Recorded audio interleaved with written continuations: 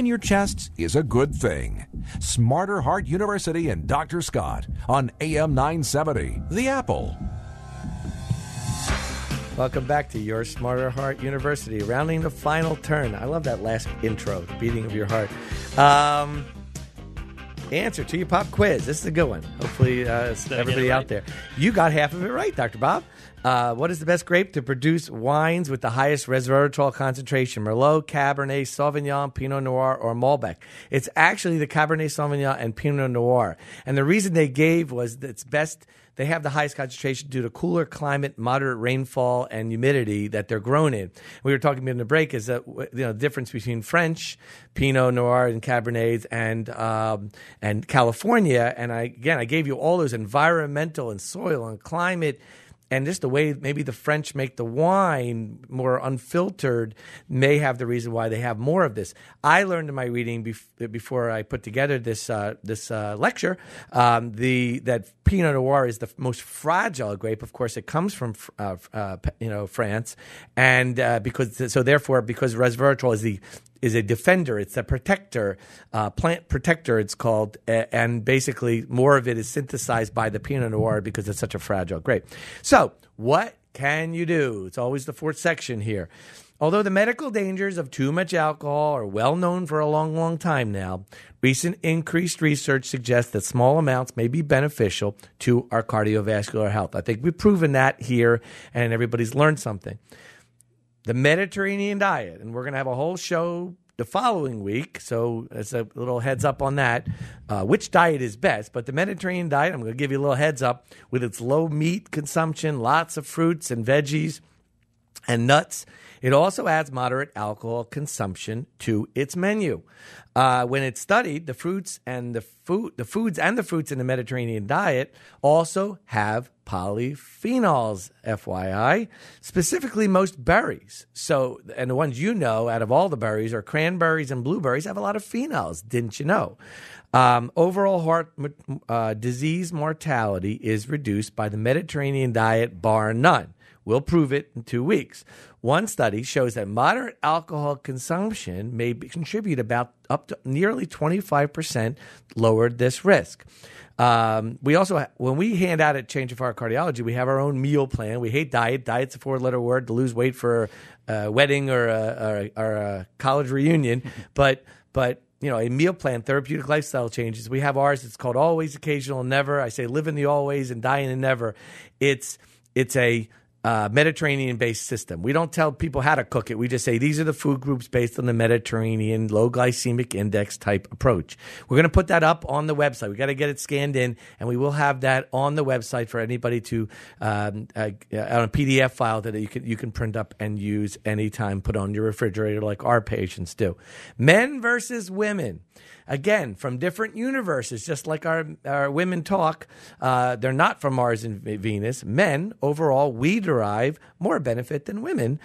Only heavy alcohol, as we said, probably causes the prostate and colon cancers that we alluded to. But women, well, you heard it here, there's some cause for concern regarding breast cancer and even moderate one drink daily consumption. So I would examine your risk and speak with your gynecologist, and I would speak with your private medical doctor to decide which course is best for you. I think that's the best advice we can give you on this show. Now, wine, beer, or spirits. There are phenols, as we said, the antioxidants, the clot preventers, the artery healers in all alcohol. Maybe wine's better. We gave you the facts. You can decide on your own. If you're a wine drinker, maybe stay with wine based on what we said. If not, you may also be fine where you are until a real world no drink versus each type of alcohol study is done. That's the only way we're ever going to know, folks, and it hasn't been done.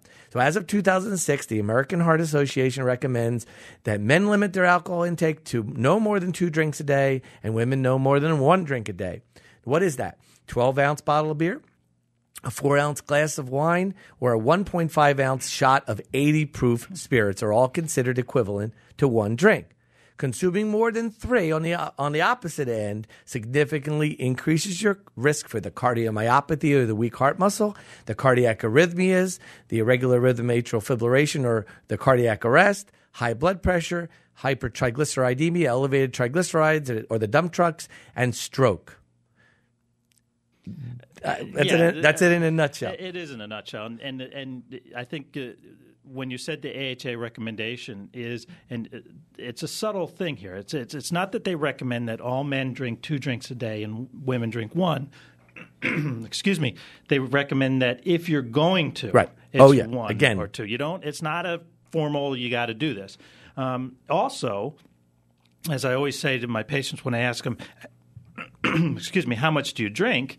If they say, well, I have 1 drink. Well, is it 1 drink where it's a 40 ounce, or is it 1 drink where it's a 12 ounce? You got to be honest with yourself and how much you are drinking. What we're talking about here is those amounts. Those amounts. Not to crack open the 40 and drink the whole thing and say that's 1 drink or the whole bottle. No, I only have 1 drink, but it's a beer stein worth.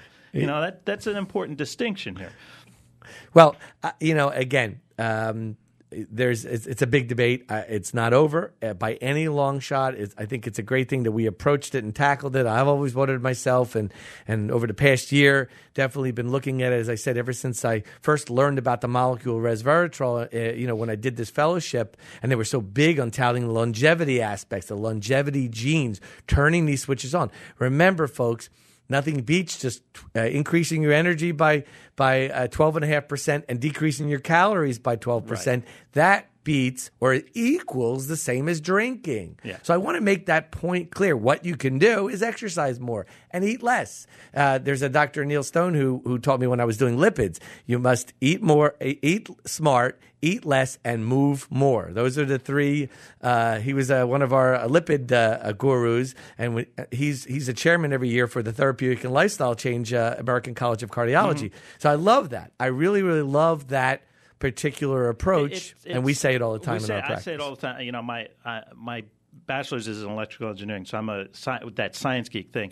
I always tell my patients, and we'll probably get to this in a couple of weeks. It's the first law of thermodynamics. It's just physics. Yes, you got to use more energy than you take in. Yes, and this alcohol or this resveratrol is not the panacea. It's just to say I can go over the counter and get this and I'm going to live longer. It's not going to get you that way. Nope. And I think we've proven that today. Next week, guys, tune in. I don't care about your total cholesterol, and neither should you. I say that all the time. You want to listen to this show, folks. It will turn you on to what you really don't know about cholesterol. It will turn everything you know completely around, and you'll approach things different. You'll be smarter heart patients, which is what we want out of you when you go in to and you now are given your numbers, so to speak. You're going to know a lot more. As always, we want you to tune in to our Facebook page, and we want you to spread that around, spread the gospel.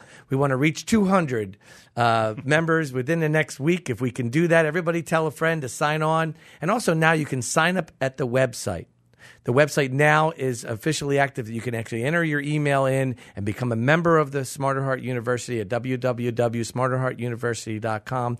And bit by bit, we're putting it together and making this website as an interface, if you will, a media update for you that you can go to at any time. I mean, remember, now we're up to 7 lectures. This one will be up every Tuesday. We put the lecture up.